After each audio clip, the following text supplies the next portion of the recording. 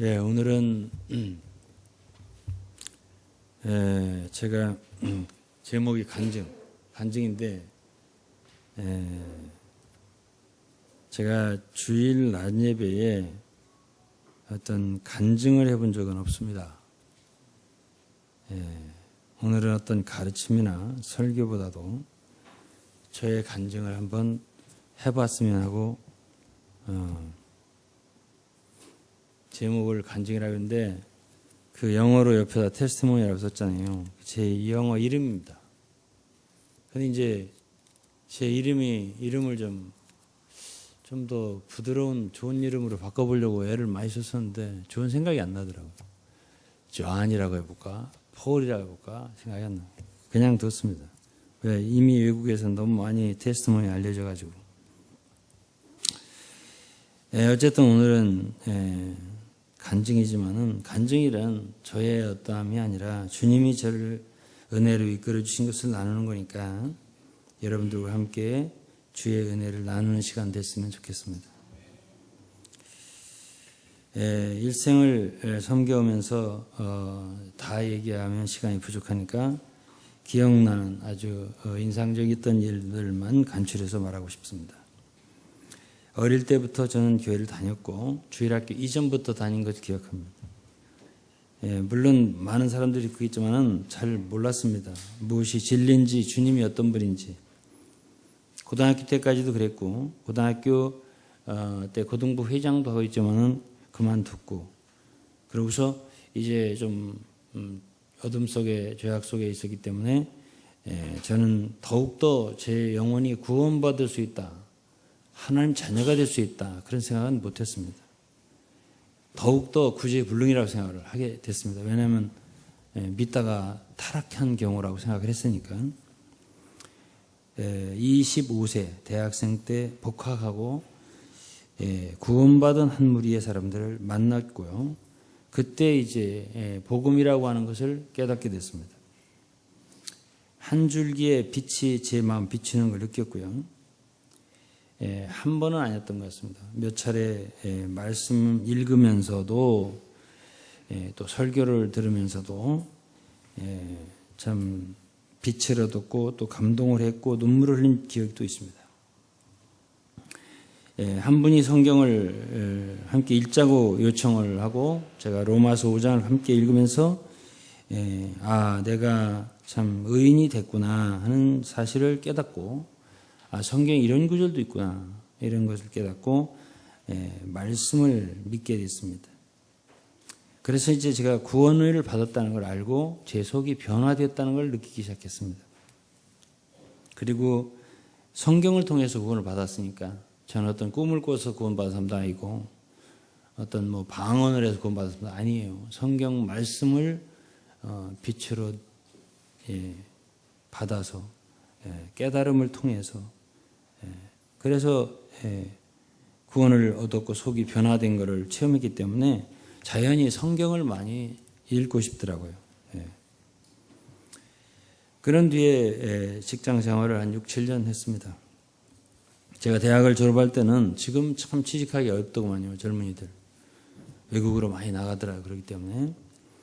그러나 제 때는 그렇지는 않았고 제 자신은 또 직장을 마음대로 골라갈 수 있는 위치에 있었기 때문에 좋은 직장에 갈 수 있었습니다. 그런데 제가 가지를 않고 그냥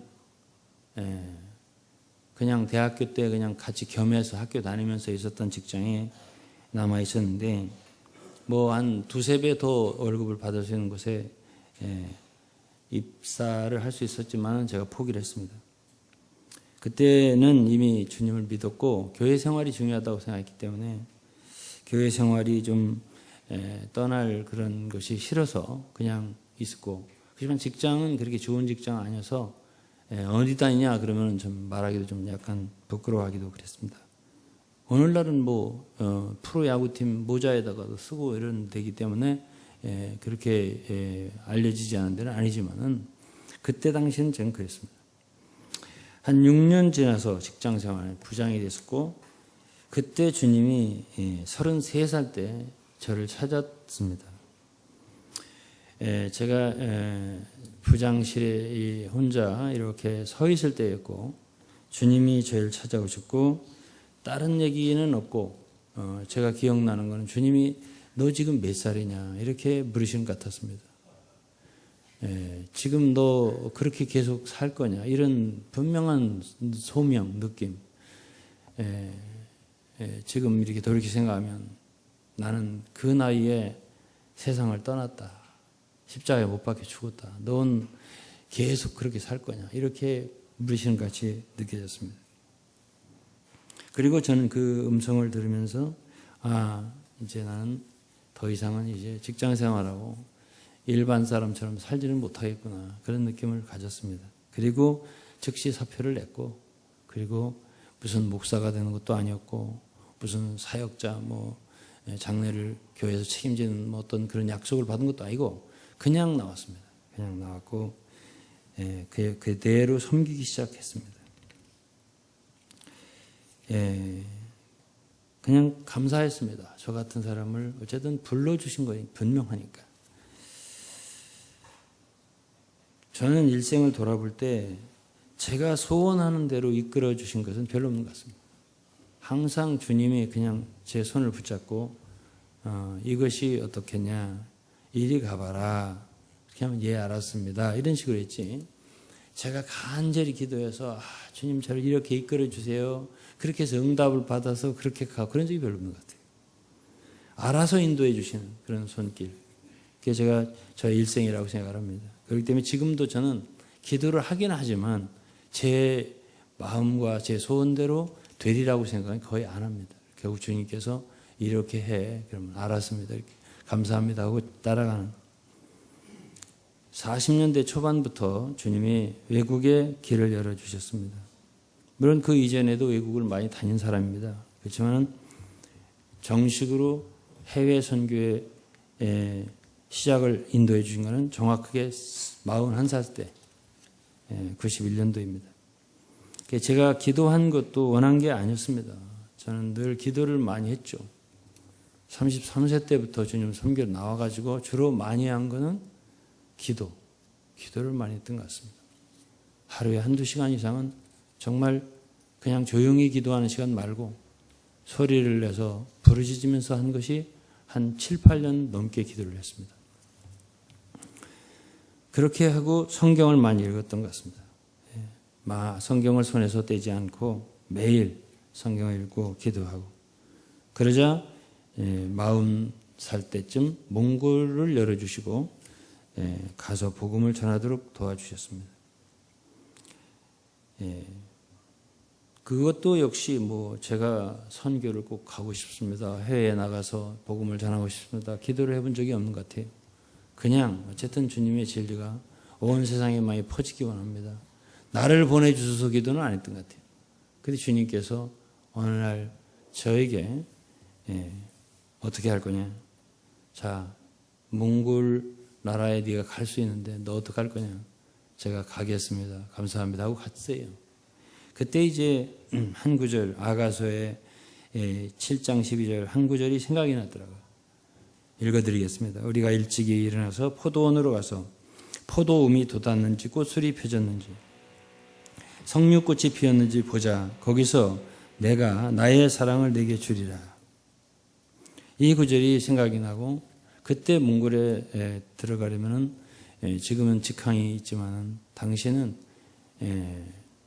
홍콩에 가서 비행기를 한번 더 갈아타고 북경에 가서 하룻밤을 자야 하고 새벽 6시에 북경에서 울란바토르로 들어가는 비행기가 있었습니다.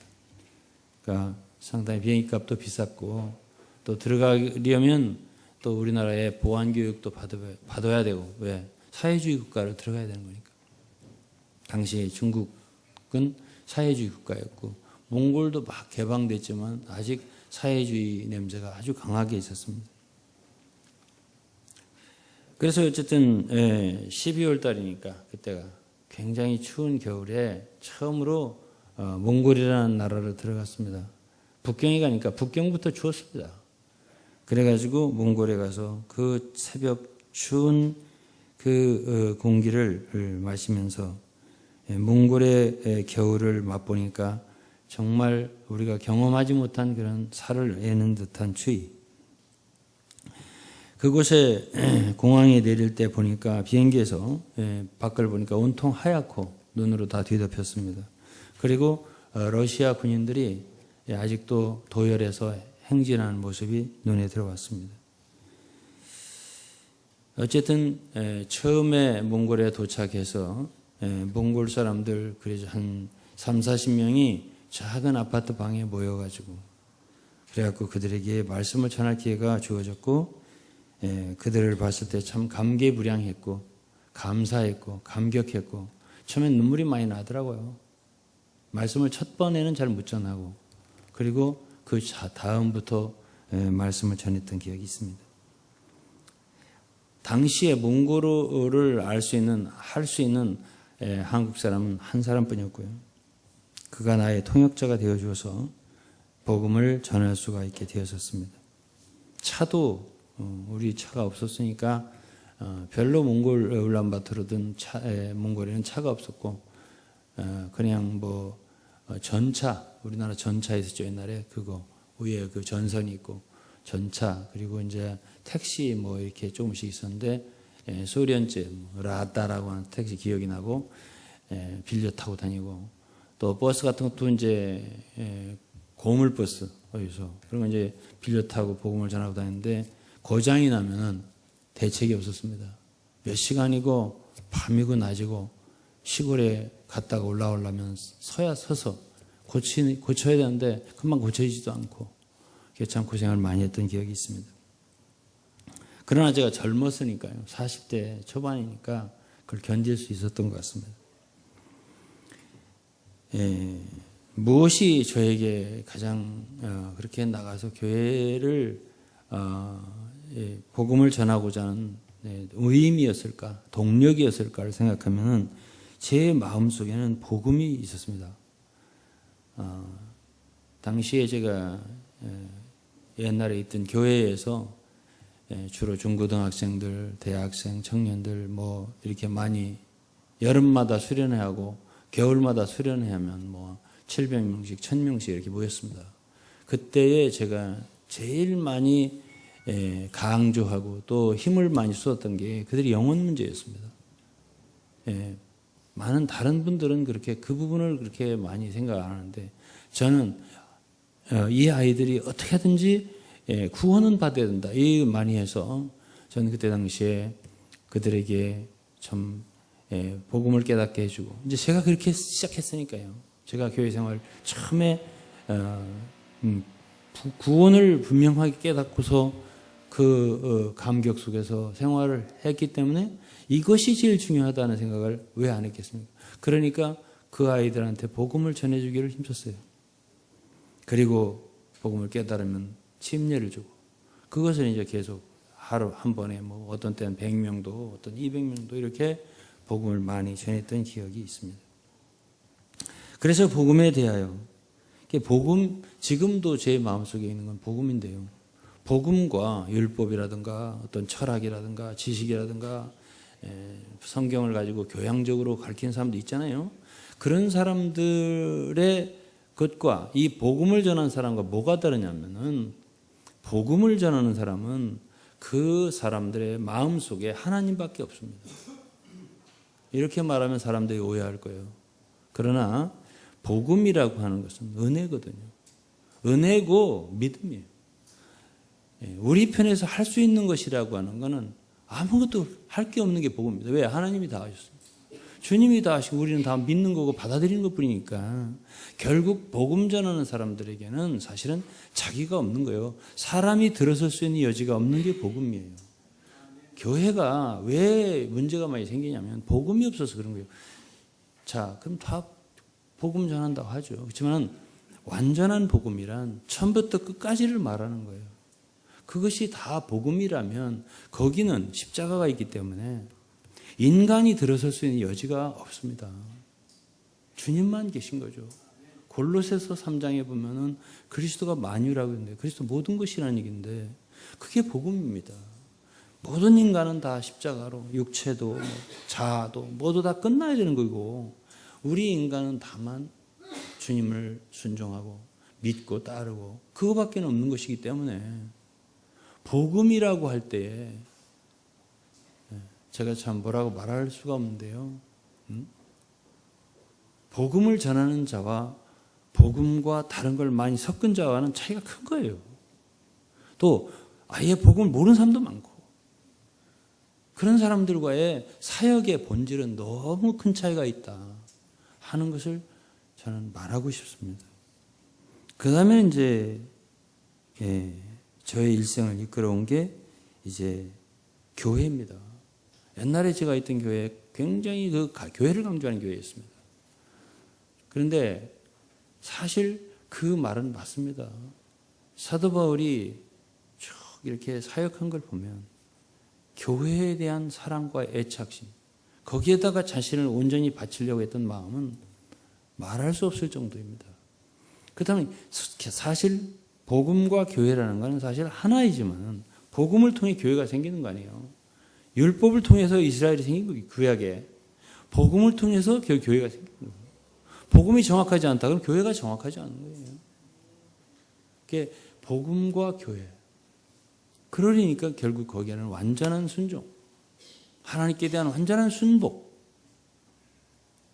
그리스도가 머리 되신 것, 우리는 몸이니 거기에는 절대적인 순복밖에 없는 것이거든요.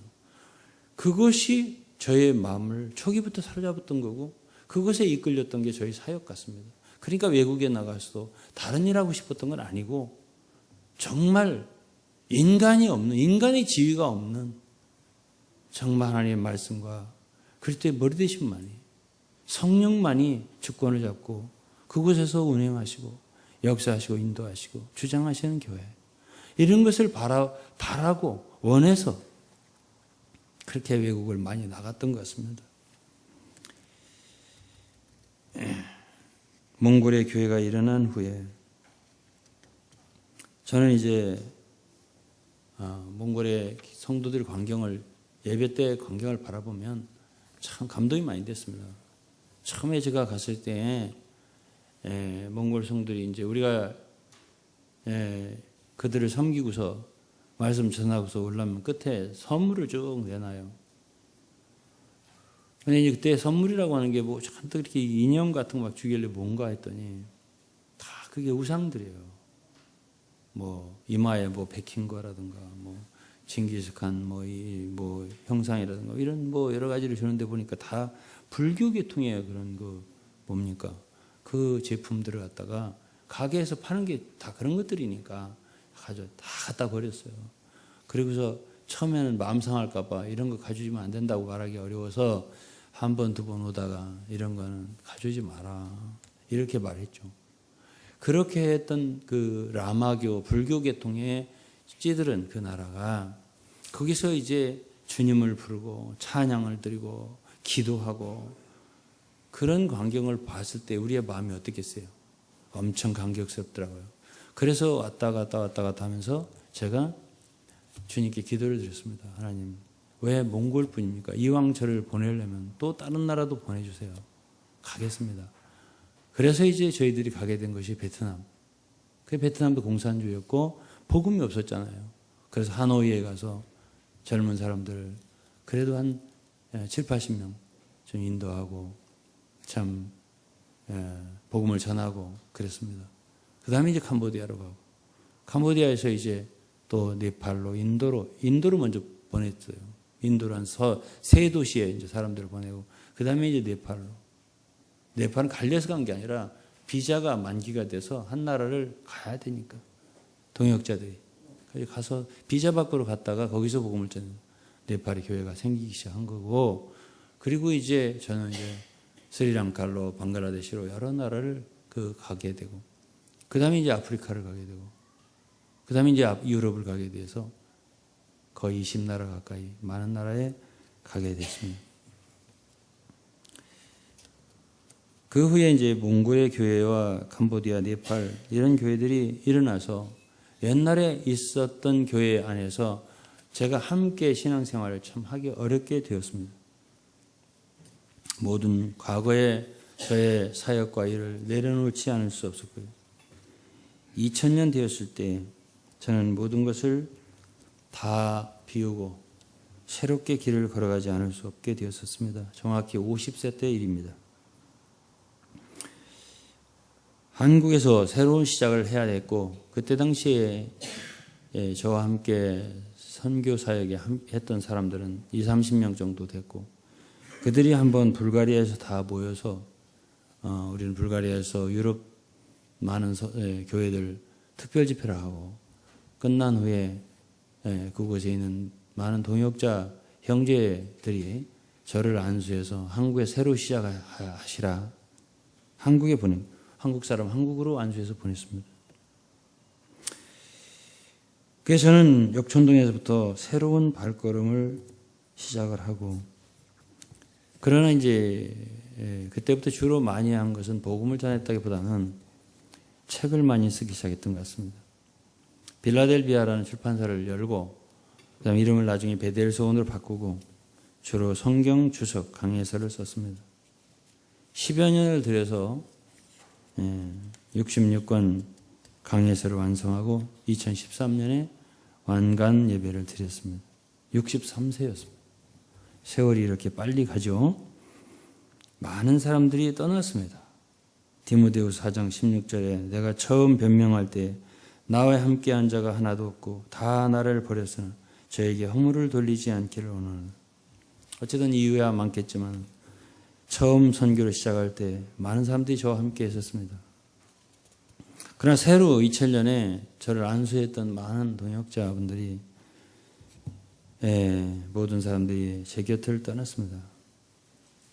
바울이 내가 처음 변명할 때 나와 함께 한 자가 하나도 없다고 했는데 그 말 그대로 하나도 없게 되었습니다. 사람이라는 것은 사람 만날 때도 참 쉬운 게 아니에요. 다 공을 들여야 만납니다. 하지만 헤어지는 일 참 어렵습니다. 제가 일생 제일 가슴 아픈 일을 말해봐라 그러면 사랑했던 사람들과 헤어지는 일이라고 생각을 합니다. 정말 많이 힘들고 가슴이 아팠습니다. 많은 아름다운 기억들이 남아 있습니다. 제가 일일이 말할 수 없겠지만 베트남에서 있었던 일, 베트남 이제 우리 동역자를 쫓겨났을 때 너무나 슬펐던 일. 공산당은 참 무서웠습니다. 다 조사하고 우리가 10여 번 갔을 거예요. 10번 이상 우리의 행적을 다 파악하고 있고 어느 날 경찰들 한 40명이 들이닥쳐가지고 다 압수하고 쫓아내고 다 끝났습니다. 우리가 거의 사역이. 어쨌든 캄보디아로 가고 그래서 이제 나온 우리 동역자를 캄보디아에 보내고 또 이태리로 보내고 인도로 보내고 그랬습니다.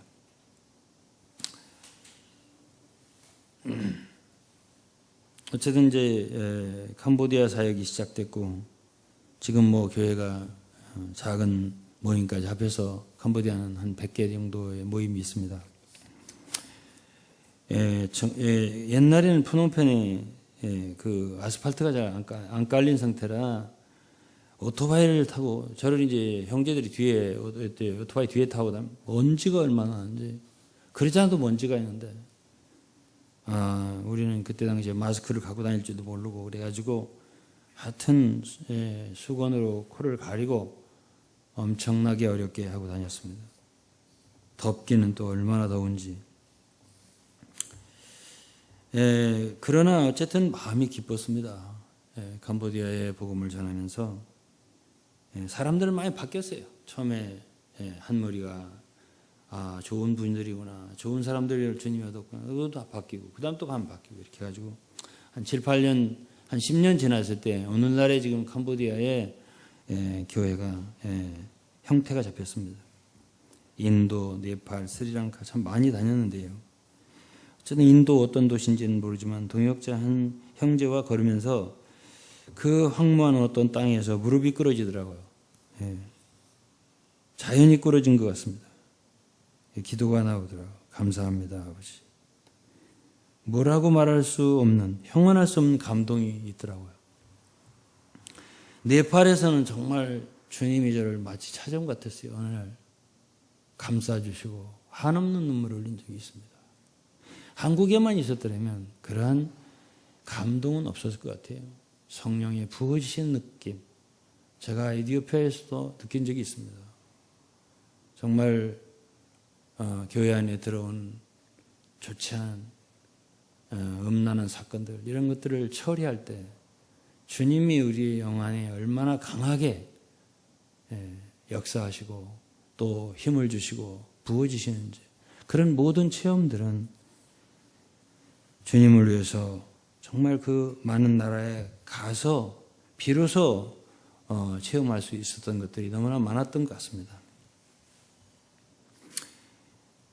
처음 에티오피아 비행기를 타고 갈 때 비행기에서 이제 하강하면서 내리니 보니까 그 끝없는 모래사장이 눈에 띄더라고요. 아, 주님이 새로운 대륙을 또 밟게 하시는구나. 그 에티오피아에 가서 복음을 많이 전했습니다. 최근에 에티오피아의 데스파운 목사가, 유 목사님 에티오피아에 오세요. 편지가 왔어요. 며칠 전 일입니다. 참 간다고 약속도 많이 하고, 지금 몇 년째, 지금 에티오피아를 못 간 게 한 10년, 15년 된 것 같습니다. 간절히 오라고 그러는데 올해는 가야 되지 않나, 그런 생각을 하고, 그래서 고맙다, 기도해 보겠다, 그렇게 답변을 보냈습니다.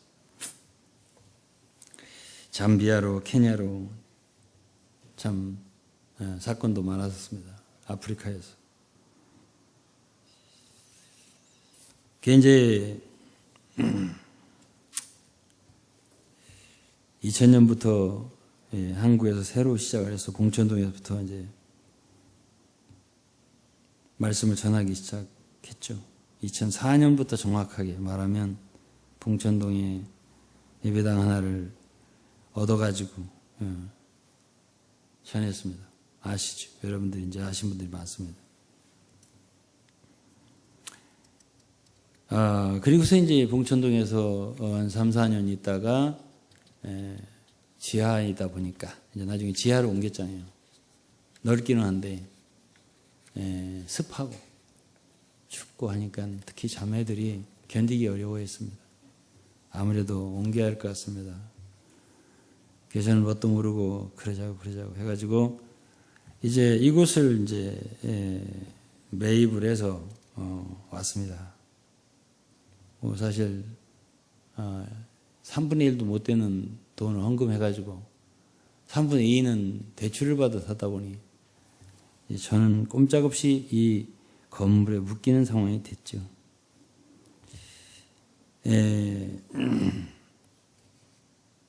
제가 도망 다닐 수가 없게 되어버렸어요. 예배당 운영해야 돼. 제가 없으면 안 되잖아요. 그래서 참 힘든 시간도 많이 있었지만 주님의 은혜가 늘 있었다고 생각합니다. 그래도 어떻게든지 한국에 복음을 전하자는 생각으로 대전으로, 광주로 또 여러 곳에 다니고, 이곳만도 이제 역곡에, 시흥에, 또 성도들은 다 뭐 서울에 시작했으니까 서울에, 광명, 일산 골고루 퍼져 있죠, 현재. 그리고 최근에는 충청도 지역에 아산이나 부여나 이런 곳에서 성도들이 일어나게 생기게 되었습니다. 그것이 지금까지의 간단한 우리의 간증 같습니다.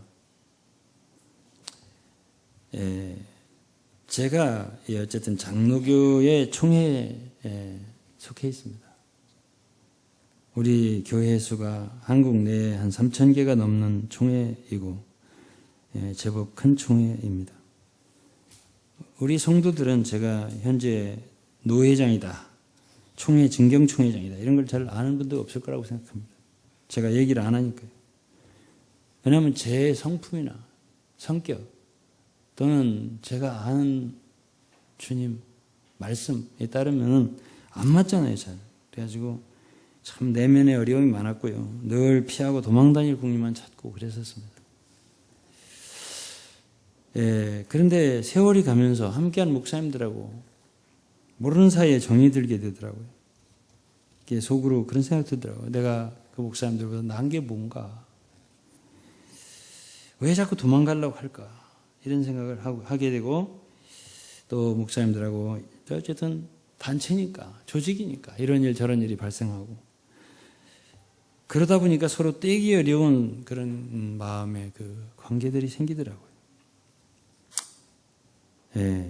이제 나이도 있고 이제 경력도 있고 하다 보니까 정경 총회장이 뭔지 모르시죠? 총회 어른인 거예요.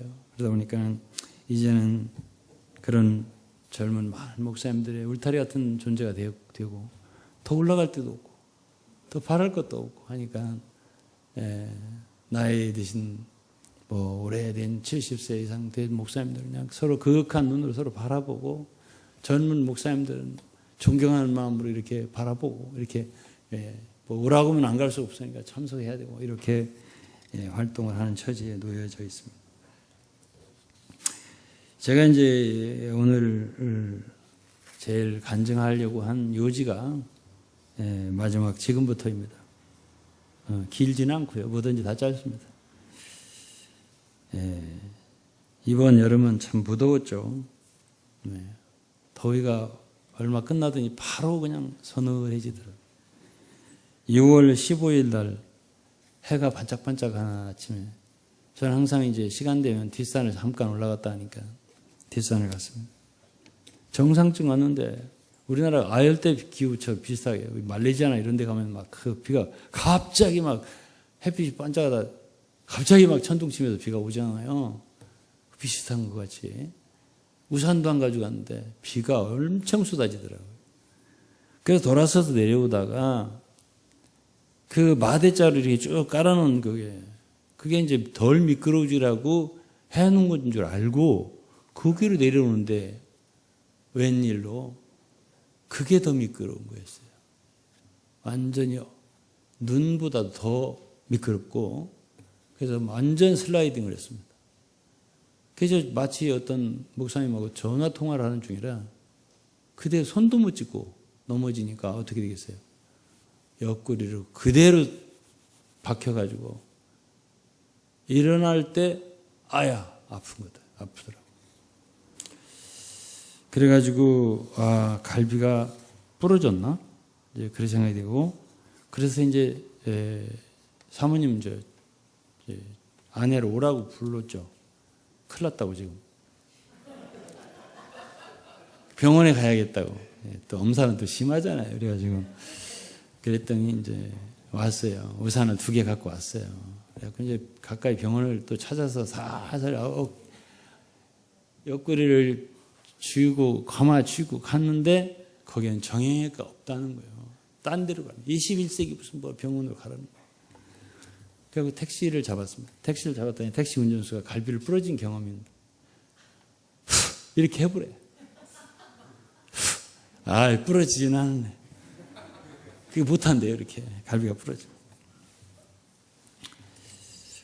그냥 숨쉬기 어렵더라고요. 숨쉬기 어려워요. 그래서, 보니까 금이 간 거구나. 이제 제 처남이 이제 의사니까, 외과 의사잖아요. 신경외과. 전화를 했더니, 아이고, 그거, 가만히 계세요. 소염 항생제나 드시고, 가만히 계세요. 그 옆구리는 뭐, 갈비는 어떻게 뭐, 깁스를 할 수도 없고, 어떻게 치료 방법이 없잖아요. 그래가지고 이제 엄청 고생스러워 잘 때, 누울 때도 아프고, 일어날 때도 아프고, 아주 고생을 하는데, 그때, 마태복음을 쓰기 시작했어요. 그때부터 마태복음 요약서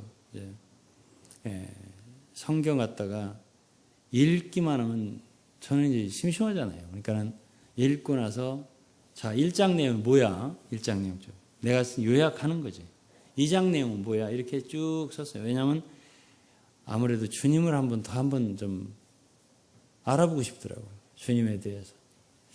그 전까지만 구약만 계속 했잖아요. 제가 몇 년 동안. 그러다 보니까 아무래도 안 되겠어. 복음서를 가서 주님을 한번 더 깊이 생각을 해봐야 되겠다 싶어가지고 했는데, 그렇게 쓰다 보니까 그건 이제 제가 SNS에 올리잖아요. 읽으시는 분들 계시고. 한참 이제 중간쯤 썼는데 지금은 이제 얼마 안 남았어요. 신약 거의 다 썼잖아요. 그게 한 3개월도 안 돼서 다 쓰게 생겼더라고요. 그러다 보니까 이걸 책으로 내야 되겠구나 이런 생각이 들더라고요. 제가 그래서 이 요약서를 쓰면서 왜 내가 이 생각을 못했지? 이거 내가 했어야 될 일인데. 그런 이제 생각이 되더라고요. 그래서 저는 이제 좀 과장되게 좀 생각을 하잖아요. 사람은 다 자기를. 그래서 내가 존 번연처럼 천루역정 쓰듯이, 존 넬슨 다비가 성경 시놉시스를 쓰듯이 내가 성경 신구약을 다 한번 써봐야 되겠다 이런 생각을 하게 된 거예요. 그러니까 제일 싫은 사람이 누구냐면 시간 뺏는 사람이에요. 어디 오락했었고 뭐 가야 한다 짜증이 좀 나더라. 엄청 중요한 일이라고 하는데 지금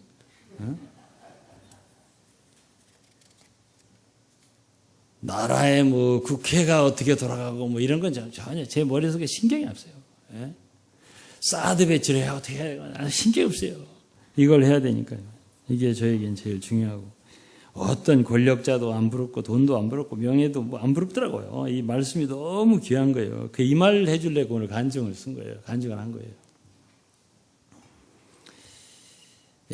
이 말씀을 필사하는 사람도 있죠. 필사 성경. 이해를 하겠더라고요.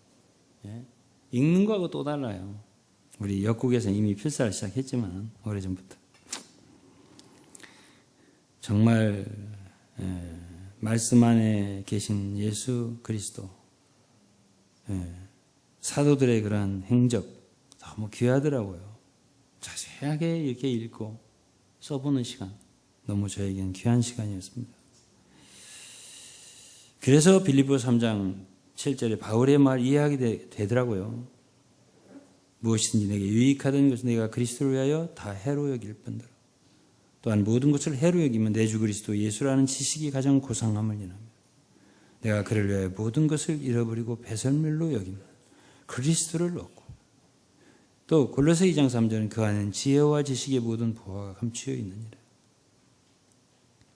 제가 이 복음서를 한 권 한 권 쓰고 사복음 다 썼잖아요. 사도행전, 그 다음에 로마서, 고린도전서, 고린도서, 갈라디아, 에베소, 빌립보, 골로새 다 썼어요. 하고 나니까 제가 주님을 새로 얻은 것 같더라고.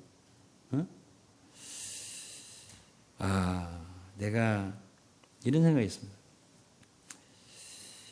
이제 새로 내가 예수의 증인이 된 게 아닌가. 왜냐하면 그렇게 밝히 보여질 수가 없어요. 내 마음속에. 주님의 일생이 또는 사도들의 행적이. 대충 안다고 알았지만 자세하게 보니까 또 다르더라고요. 그리고 나니까는 십자가의 광경이, 부활의 주님의 모습이, 부활의 그 영광이, 아름다움이, 사도들의 발걸음 하나하나가, 그들의 충성스러움이 그대로 와 닿는 거예요. 이것을 모르고 내가 어떻게 사역을 했단 말이야, 과거에. 그런 생각이 들고요. 내가 이제 사역자가 된 것 같다. 다시 주님이 나를 세워주신 것 같다. 이런 생각이 들더라고요. 이제 그래서 아마 복음의 문이 새로 열릴 것 같다. 그런 생각이 제가 들더라고요. 그러니까 저를 불러주신 게 많아요. 몇 번이에요, 지금. 몇 번째야. 제가 한 40년 됐습니다. 구원받고. 구원 받자마자 저는 사실 섬겼으니까요. 41년째에 정확하게. 40년 되면 되게 기념 뭘 하더라고. 기념까지 할 건 없고 제가 간증이라도 한번 해야 되겠다. 간증을 하는 거예요. 제가 40년 동안 주님을 따라오고 나서 그래도 뭘 할 말이 있을까요? 네? 그래서 제가 이 책을 지금 쓰면서 이제 저는 항상 기도하잖아요. 주님 저에게 전도의 문을 열어주세요. 근데 바울도 전도의 문을 열어달라는 기도를 많이 해달라고 부탁하고 골로새서 4장 2절 아까 읽었죠. 본문 말씀. 기도를 해달라고 하는데 계속 더 갇혀. 더 감옥에 들어가고 괜히 별 일도 없이 가이사랴에서 2년 동안 구류당하고 그 다음에 로마에 갇히고 활짝활짝 열리지를 않는 것을 봤습니다. 나도 좀 비슷한 게 아닌가. 난 계속 전도의 문을 열어달라고 하는데 안 열어주시는 거예요. 또 가만히 생각하니까 이미 열렸는데 넌 뭘 지금 열어달라. 북한이 닫혔지 남한이 왜 닫혔냐. 뭘 열어줘. 이미 다 열어줬는데 지 안 가고 앉아가지고 가만히. 그러니까 편안하게 앞에 사람들 모여라 이거지. 예? 바울이 그렇게 사역한 적이 없거든. 계속 여기 가서 전해볼까 저기 가서 전해볼까 여기서 사람들 만나보고 저기서 만나보고 안 되면 뭐 저작거리 가보고 시장 저자시장 가보고 안 되면 기도하는 데 가보고 어디 가서 회당에 가보고 그러면서 야 네 가만히 앉아서 열어달라고 열어주냐? 어? 가만히 생각하니까 그렇더라고. 어? 이미 열려졌는데 계속 열어달라고 기도를 했구나 이런 생각 들고요. 그래서 본 증인은 이제부터 조금씩 움직여서 여기저기 다녀야 되겠다 한 생각을 갖고 있습니다. 그리고 이 책을 읽으시는 분들 이렇게 보면은 이 댓글들을 쓰시잖아요. 제가 느낀 것하고 거의 비슷하게 느낀 분들이 많아요. 이제 저는 주님에 대해서 새롭게 봤습니다. 눈이 열려져서 정말 주님을 새롭게 봤습니다. 이렇게 하시는 분들이 있는 걸로 봐서 그게 나뿐이 아니구나. 그러면서 자, 가이사랴에 2년 있을 때 바울이 히브리서를 썼다는 학자들이 많습니다. 감옥에 가둬놨는데 우리가 생각하는 복음의 문을 여는 거하고 주님이 열어주는 거하고는 다르다는 생각도 들더라고요. 로마에 있을 때 그게 닫혔잖아요. 한면으로는. 감옥의 죄수잖아요. 옥중에서 쓴 게 빌레몬서 그리고 에베소서 골로새서 빌립보서 옥중서신이라고 하잖아요. 그러면 이러한 책들을 갖다가 히브리서를 포함해서 어디서 쓰냐면은 감옥에 쓴 거예요. 자, 그러면 복음의 문이라고 하는 것이 꼭 베드로가 무슨 어디죠? 고넬료 집에 가서 전하는 이런 식의 문만 열리는 것만 문은 아니에요. 베드로가 처음에 시작할 때는 오순절 때 5,000명, 4,000명, 3,000명 이렇게 전도할 수 있었죠. 그런 것만 아니라 사도 바울을 보면은 밖으로 볼 때는 닫혀 있지. 그렇지만 하나님의 안목으로 볼 때는 그것이 널리 열린 것이라고 생각합니다. 그래서 저는 지금 저는 이제 둔해서 그래요. 둔해서 주님이 기도를 잘 들어주셨는데도 안 들어주셨다고 생각합니다. 아직 언젠가 고속도로처럼 열릴 날만 기다리고 있었는데 요즘 가만히 생각하니까 내가 이미 다 들어줬고 내가 이미 다 열어줬고 내가 가만히 앉은 것 뿐이야. 그거라고 생각이 되더라고요. 알았습니다. 마지막으로 제가 이 책을 쭉 쓰면서 느꼈던 느낌 하나 있습니다. 자격이 없구나 하는 생각을 했습니다. 내가 사역자라고 생각을 했었죠. 참 너무 차이가 크다. 사도 바울과 그 일행들의 사역을 하는 걸 쭉 보면서 너무 멀리 떨어져 있다. 그 사람들의 충성과 그 고난과 그 애쓴 것과 그 교회들을 대한 사랑과 기도와 감사와 철저한 사역과 이런 걸 생각하니까 나는 몽골에 있는 교회든 캄보디아에 있는 교회든 에티오피아 교회든 불가리아 교회든 어느 교회든 너무 미안해요. 그만큼 기도했나? 늘 너를 생각하면서 나는 감사하고 내 마음속에 기도가 있고 그렇게 철저하게 사역했나? 그렇게 못한 걸 생각하니까 부끄럽기에 한이 없더라고요. 지금부터라도 정신을 좀 차려서 옷깃을 여미고 새롭게 해야 되겠구나. 부족하지만은 다시 조금씩 정말 주님이 이끌어 주시기를 바라고 조금씩 일어나서 주님을 다시 한번 절 기쁘시게 섬길 수 있으면 좋겠다는 생각이 되었습니다. 40년 동안 이끌어 주신 하나님 감사하고요. 앞으로 남은 생애를 주님이 정말 이끌어 주셔서 더 하나님 기쁘시게 하고 또 정말 주님이 기뻐하신 일 더 많이 했으면 좋겠고 여러분들과 함께 이 길을 잘 갔으면 좋겠습니다.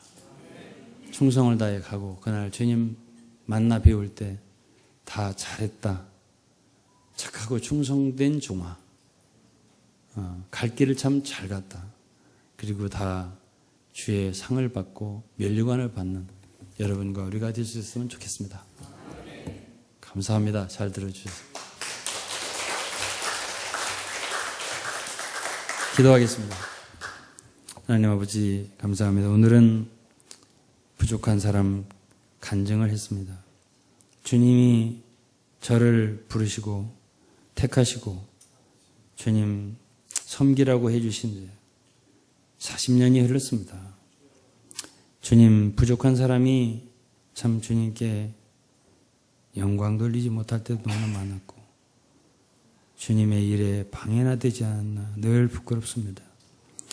이제부터라도 새롭게 주님을 알고 정신 차려서 주님 따르고 싶습니다. 주님 저와 함께 더 많은 성도들이 함께 이 길을 갈 수 있도록 일으켜 주시고 특히 대한민국에서 더 많은 사람들을 일으켜서 함께 길을 가고 하나님 기뻐하신 교회들을 많이 일으킬 수 있기를 소망합니다. 아버지께 감사 찬송 드리며 예수 그리스도 이름으로 기도했습니다. 아멘.